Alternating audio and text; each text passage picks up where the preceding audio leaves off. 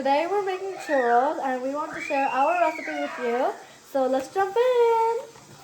Okay, to start off, first we have to add 220 milliliters of water.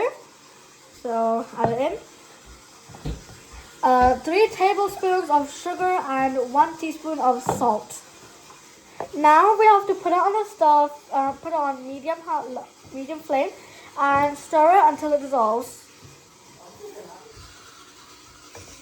Now we have to add 55 grams or 2 ounces of butter. Now this is just a detail that you don't have to add actually, but we added vanilla essence for flavor.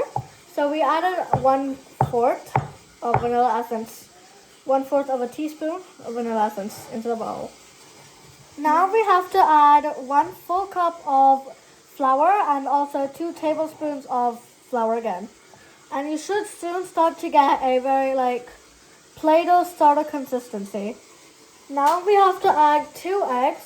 One goes into the bowl directly and the other goes into a separate bowl, and you have to mix it up together. So if it ever does get too hard because of too much flour, then you have to add this in, which is actually not mandatory if it's a perfect consistency.